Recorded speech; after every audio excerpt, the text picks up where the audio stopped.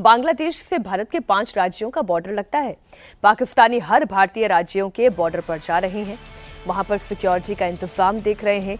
जो Bangladeshi border cross करके भारत आते जाते हैं, 3 पाकिस्तानी बांग्लादेश से अलग अलग रास्ते से हिंदुस्तान में आए। बांग्लादेश से किस रास्ते से कैसे छिपकर भारत में घुसपैठ कर सकते हैं, इसका वीडियो प्रूफ पाकिस्तान को दिया। एक बयान आपको दिखाते हैं। मेरे पीछे खूबसूरत लेक देख सकते हैं, इसका नाम क्या है भाई साहब? मादापुल लेक इसका नाम है। और अभी दिन के 2:30 बजने वाले हैं, मतलब 3 बज गए हैं। और अभी मैं यहाँ से निकलता हूँ। यहाँ से 7 किलोमीटर दूर इंडिया का बॉर्डर है, वो मैं देखना चाहता हूँ। तो चलिए मेरे साथ। अभी मैं यहाँ से निकलने वाला हूँ इंडिया बॉर्डर की तरफ, और यहाँ पर मुझे एक भाई साहब मिला है और ये पाकिस्तान से कुछ कहना चाहता है। जी ब्रदर, क्या कहना चाहता है? अस्सलाम वालेकुम। मैं पाकिस्तान पे सबके मुबारक सलाम है। इमरान खान बहुत अच्छे प्रेसिडेंट हैं, तो हम लोग इमरान खान में सपोर्ट करना है। मेरे तो ये नहीं तो इमरान खान के लिए मैं जान देता हूँ। ये भाई साहब कह रहे हैं मैं इमरान खान के लिए अपनी जान भी दे सकता हूँ। बांग्लादेशी भाई है, मकबूलियत मुलाहिजा कीजिए भाई साहब। भाई साहब इंडिया का बॉर्डर यहाँ से तकरीबन 8 किलोमीटर दूर है और मैं अभी पिछले 30 मिनट से चल रहा हूँ, लेकिन ये 8 किलोमीटर मुकम्मल नहीं होते। उसकी वजह ये नज़ारे हैं, ये जो अभी आप देख रहे हैं।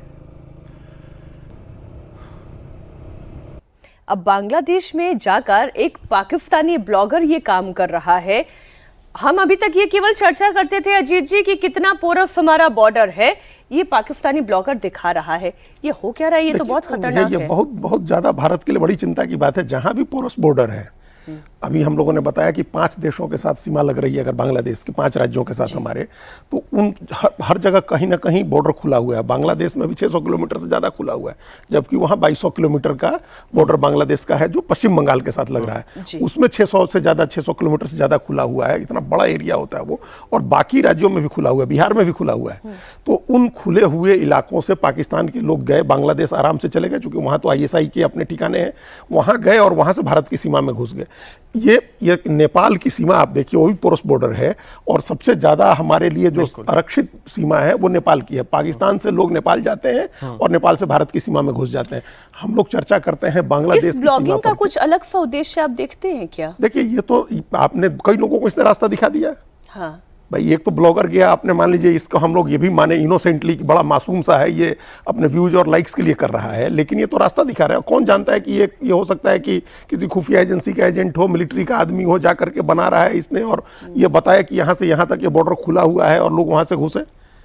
जी, तो ये भी संभावना है ना ये। और ये सब चीजें नेपाल की तरफ से हो रही हैं। बिहार में जो हमारे नेपाल से जो बिहार की सीमा लगती है, वहाँ कई इलाके ऐसे हैं जिनकी चर्चा नहीं होती है, लेकिन मुर्शिदाबाद और मालदा जैसी स्थिति हो गई है। पेट्रोल भराने आ जाते हैं। हाँ, मुर्शिदाबाद और मालदा जैसी आबादी मतलब स्थिति हो गई है। चंदनबाड़ी ढाका का एक इलाका है, आप वहाँ जाकर के देखिए, मुर्शिदाबाद और मालदा और किशनगंज अररिया टाइप की स्थिति हो गई। इसलिए क्यों बार बार देश के प्रधानमंत्री और देश के गृह मंत्री ये कह रहे थे कि हमारी सीमा पर बाड़ेबंदी करना बहुत बहुत बहुत जरूरी है।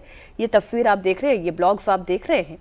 केंद्र सरकार सुपर एक्शन मोड में है। सरकार अब सिर्फ पारंपरिक सैन्य निगरानी तक सीमित नहीं रहना चाहती। देश के बॉर्डर पर खतरों को देखते हुए गृह मंत्रालय ने मिशन बॉर्डर रणनीति पर काम करना शुरू कर दिया है। इसी अभियान के तहत केंद्रीय गृह मंत्री अमित शाह राजस्थान के बीकानेर बॉर्डर के बाद अब गुजरात के कच्छ क्षेत्र के हरामी नाला पहुंचे। ये दौरा केवल सीमा चौकियों का जायजा भर नहीं है, बल्कि आने वाले वक्त में केंद्र सरकार की नई सीमा सुरक्षा नीति का संकेत माना जा रहा है। यहां केंद्रीय मंत्री अमित शाह ने बॉर्डर सिक्योरिटी पर मीटिंग की। अमित शाह ने घुसपैठ का मुद्दा उठाया। कहा, बंगाल में बॉर्डर पर फेंसिंग ना होना सुरक्षा में बड़ी चूक थी। अब जमीन मिलने से घुसपैठ पर रोक लगेगी। एक बयान आप सुने अमित शाह का। बंगाल की अधूरी बॉर्डर फेंसिंग, भौगोलिक परिस्थिति तो हम बदल नहीं सकते, मगर जहां जमीन है, बॉर्डर फेंस बन सकती है, वहां पर भी हमें अब तक जमीन नहीं। कुछ दिन पहले ही बंगाल की जनता के आशीर्वाद से बंगाल में शुद्ध रूप से भारतीय जनता पार्टी की सरकार बनी है, और मुख्यमंत्री जी ने एक ही सप्ताह के अंदर फेंसिंग के लिए सारी भूमि देने का फैसला सैद्धांतिक रूप से कर दिया है, और कुछ जमीन तो देने का भी काम हो रहा है। पश्चिम बंगाल के हाकिमपुर चेक पोस्ट से घुसपैठिए खुद वापस जा रहे हैं। एक तस्वीर वो भी आपको दिखा दें। बांग्लादेशी नागरिक खुद ही चेक पोस्ट पर इकट्ठा हो रहे हैं ताकि वे अपने देश वापस लौट सकें। शुभेंदु सरकार ने अवैध रूप से रह रहे घुसपैठियों की धरपकड़ के लिए सभी जिलों में विशेष होल्डिंग और डिटेंशन सेंटर बनाने की घोषणा की। नई सरकार के इस मॉडल को देखते हुए घुसपैठिए खुद ही पश्चिम बंगाल से जा रही हैं। चेक पोस्ट पर पहुंचे हुए लोग बीएसएफ के पास अपने बायोमेट्रिक रिकॉर्ड दर्ज करा रहे हैं, दस्तावेज की जांच करा रही हैं ताकि कानूनी प्रक्रिया के तहत उन्हें बांग्लादेश भेजा जा सके। तो अब ये तीनों खबरें आपस में जुड़ती हुई हैं। सचिन जी, पहली बात तो ये कि कितनी आसानी से कोई पाकिस्तानी ब्लॉगर बांग्लादेश में जाकर भारत की सीमा पर आकर खड़ा होकर दिखाए कि कितना आसान है यहां से इन्फिल्ट्रेट कर जाना। दूसरी खबर ये कि जो अमित शाह कर रहे हैं कि इस वक्त सभी सीमा को किस तरीके से आप चाक चौबंद और मजबूत बॉर्डर आपका दिखाई दे उसके लिए प्रयास कर रहे हैं, और जो फिर घुसपैठिए हैं उन्हें आप कह रहे हैं टाटा बाय बाय, निकलो यहां से। देखिए, इसमें पहली बात तो ये है कि आईएसआई का नेटवर्क बांग्लादेश में पहले से था, लेकिन ये जो ब्लॉगर जाके दिखा रहा है ये भी दिखा रहा है कि 71 के बाद जो एक कटुता थी बांग्लादेश और पाकिस्तान के बीच में, जिस तरीके से उनके ऊपर ज्यादती की गई, मास रेप के इंसिडेंट हुए थे, सब कुछ हुए थे, अभी ऐसा लग रहा है कि एक सद्भाव आ गया है, पाकिस्तान नॉर्मलाइज हो गया, बिल्कुल नॉर्मलाइज हो गया है कि आप आइए यहाँ पे देखिए, बांग्लादेश को समझिए। तो ये भी दिखाता है कि शेख हसीना वाजिद के बाद, जो मोहम्मद यूनिस के बाद जो अभी तक की सरकार है, उसमें पाकिस्तान को लेके ये केवल खुफिया ताकतों का और उनका ही नहीं बल्कि आम नागरिकों का भी चहल पहल हो रहा है, जो भारत के लिए चिंता की बात है।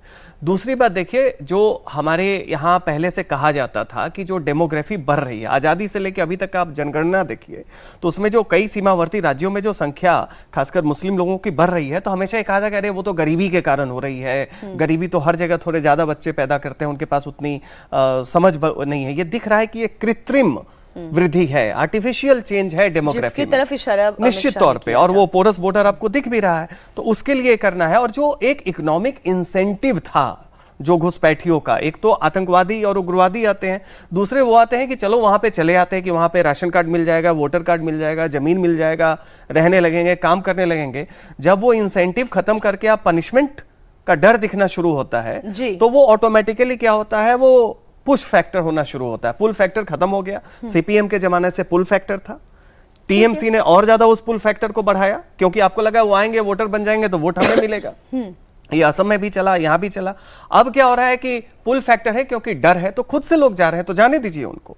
तो कुल मिला के जो आपका डेमोग्राफिक चेंज है वो आर्टिफिशियल है, वो सोशियो इकोनॉमिक रीजन से, गरीबी के कारण, अनपढ़ी के कारण या समझ नहीं है उसकी कमी के कारण, वो बात नहीं है, कृत्रिम वृद्धि है और ये राष्ट्रीय सुरक्षा के लिए बहुत ही खतरा की बात। बॉर्डर बंदी क्यों जरूरी है और क्यों पिछली सरकारें नहीं करती रही, ये बातें अब और खुलकर सामने आ रही हैं क्योंकि सत्ता परिवर्तन हो चुका है।